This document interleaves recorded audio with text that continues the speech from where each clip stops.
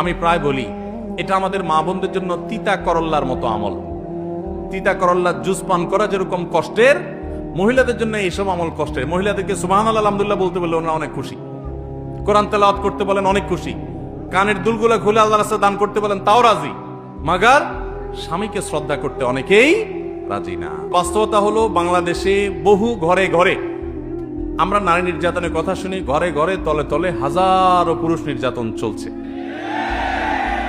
এই আওয়াজ আমার এই কথার সপক্ষে অনেক বড় সাক্ষী। ভিকটিম সব এখানে হাজির। ভিকটিমদের ঠিকঠাক আওয়াজ দেখে বোঝা যাচ্ছে যে বেচারা কি পরিমাণ দুর্গতিতে আছে।